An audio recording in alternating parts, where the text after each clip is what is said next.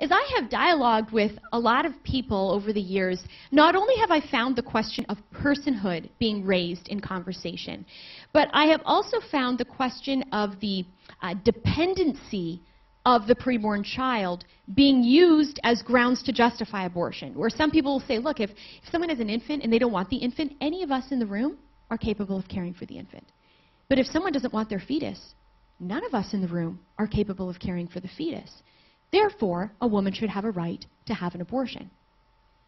When I hear that argument, what crosses my mind is, does the greater dependency of the fetus make the mother less responsible or more responsible? Well, I found myself in conversation a few years ago with a different student, and this young woman said to me, look, if you have a baby in one hand and a fetus in the other hand, you obviously pick the baby. And I thought to myself for a moment about babies versus fetuses. As I just said a moment ago, you know, if there was a baby in this room napping, we could all leave and come back and the baby would be fine. But if there was a fetus left out on the podium here and we all leave and come back, the fetus is going to be dead. So I thought, in a sense, babies are stronger and fetuses are weaker in relation to each other. So I thought what this student actually said to me, although she didn't verbalize it, was this. If you have a strong person in one hand and you have a weaker person in the other hand, you obviously pick the stronger person. And when I kind of translated in my mind what she'd said to that, I thought to myself, you know, civil societies actually do just the opposite. We tend to prioritize weaker people rather than stronger people. Again, the captain prioritizes the passengers, or ought to, and so forth. And so I thought to myself, how do I communicate that I think civil societies actually would prioritize weaker people ahead of stronger people? And as it should happen, a story came to my mind. And again, as I said, I love telling stories. And the story that came to my mind relates to this. And so I said to this student, what you just said about babies versus fetuses reminds me of a picture my friend posted on Facebook. And I said it was a picture of a river. And in the middle of the river was something slightly curvy sticking up. And in reality, it was the kind of picture that I would keep swiping away if it hadn't been for the caption. And the caption my friend posted with this picture was this: "My husband is a hero." And then my friend went on to explain why, as I then explained to this student. My friend wrote, "My husband is a paramedic, and at midnight he was called to the scene of a car accident. A woman had been driving down the road. She lost control of her vehicle, and as it spun out of control, it landed in a nearby river. When my friend's husband got to the scene, he saw that that woman driver was sitting on the roof of her sinking car, holding her 10-month-old baby in her arms. My friend's husband jumps in the water, swims towards the car, and then realizes he can only take one person at a time to shore. I looked at the student I was dialoguing with, and I asked her a question. Who do you think he picked first? Obviously, she knew the answer. Well, the baby. Correct, I said. Why? If you had to explain the reasoning why he picked the baby over the mom to take first, what would it be? She said, well, obviously, because if he picked the mom first, then by the time he got back to the car, the baby could have rolled in the water and drowned. Correct, I said. So would you say it's fair to summarize your response to this story by acknowledging that you believe when you have a strong person in one hand, like the mom, and a weaker person in the other hand, like the baby, that we ought to prioritize the needs of weaker people? She said, of course. And then I brought it back to her original point about babies versus fetuses. And I said anyone could care for a baby, and a baby could be left alone for a while. But only one person can care for a fetus and cannot be left alone. So in a sense, the baby is stronger, like the mom in the story, whereas the fetus is weaker, like the infant in the mom's arms. And since you believe that we should prioritize weaker and more vulnerable people ahead of stronger people, then shouldn't we actually prioritize the needs of the preborn child? That point was something that was emphasized very clearly in a different encounter that I had through what someone shared with me. I was once at an exhibit that was looking at parallels between historical injustices and present-day injustices. One of the parallels being the Rwandan genocide and abortion. The argument being that at the time the Tutsis were slaughtered, they weren't deemed to be equal to the Hutu extremists, but rather inferior. And because they were deemed to be inferior, the dehumanizing actions were justified. The parallel then being that someone generally who supports abortion does not say, I think embryos and fetuses are equal to us and I want to kill. Not at all. But instead deem the embryo and fetus to be inferior and therefore rationalizes actions which would take away that human's rights because they don't consider them equal. The argument then being, if we were wrong in the past about dehumanizing one group of humans, could we be wrong in the present about dehumanizing another group of humans? So one of the signs at this exhibit that I was standing with was this one. And a woman came past and stopped and began to speak with me. And she told me that she was from Rwanda. And she told me that most of her family had been killed in the genocide from the mid-90s. And I will admit, I became very self-conscious standing representing this sign, because I began to wonder if perhaps this woman would be offended by the comparison that I was making. But instead of assuming and wondering, I thought the best thing I can do is seek to understand and ask her a question. And so I looked at this woman and I said, given all you have told me about the brutality that your family members were victims of, what you just barely escaped by fleeing the country before things got really bad, how do you feel, I said, about this comparison I'm making? And she stepped back and she moved her gaze really from me. She hadn't really looked that closely at the picture. And then she just stood in silence for about 20 seconds as she looked at this poster. And then finally, she pointed to the picture of the aborted child and she said, that's worse. Because at least my family could try to run away. This woman recognized the greater a human's vulnerability, the greater another's responsibility towards that individual.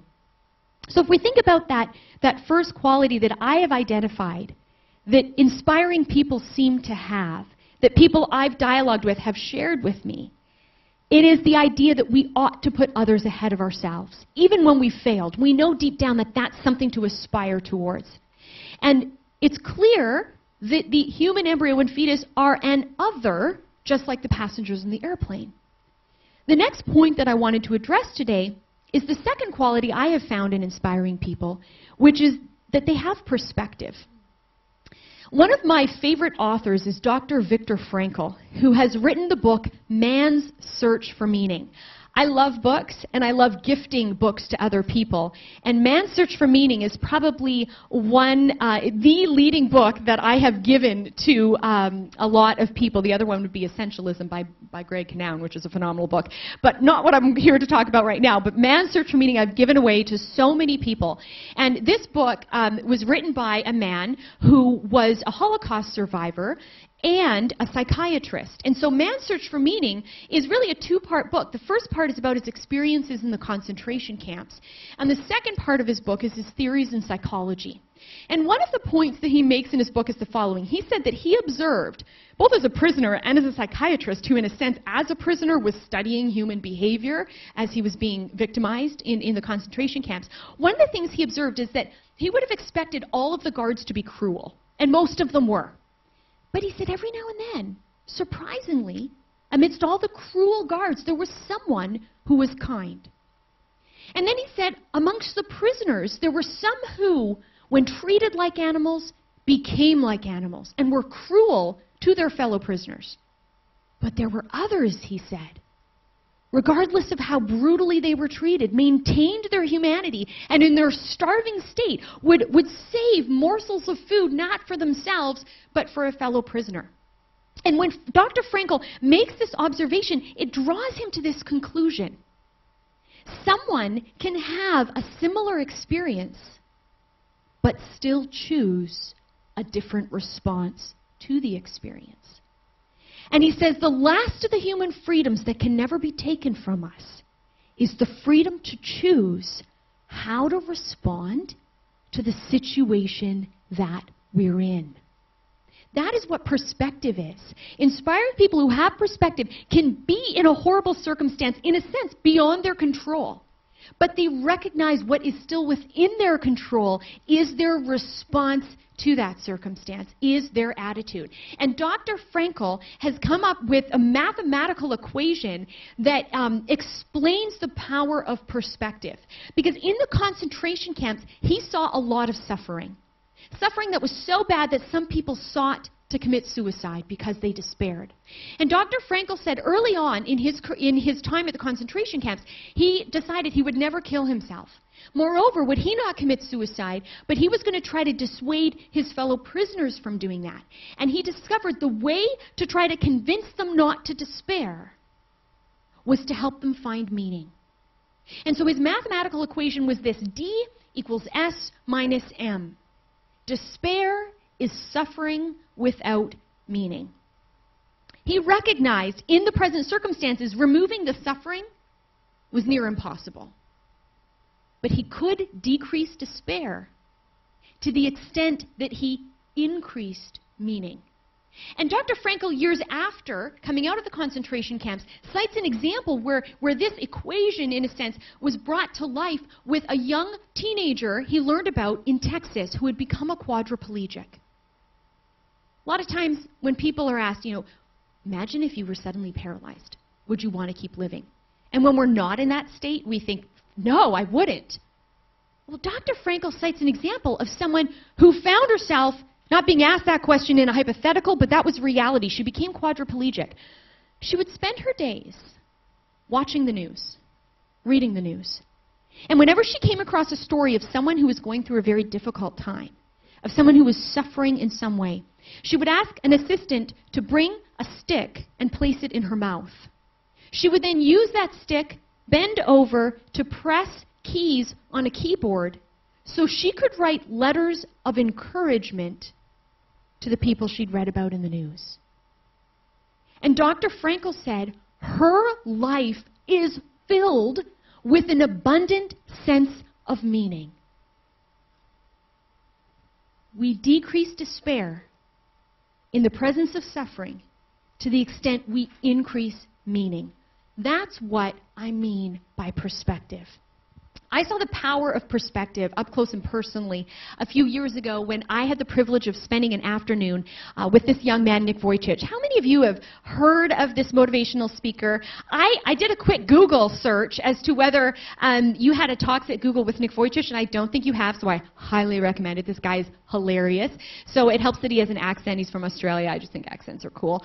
And but he's really funny. So anyways, I know someone who knows Nick, and he was coming to the city I used to live in Canada, in Calgary.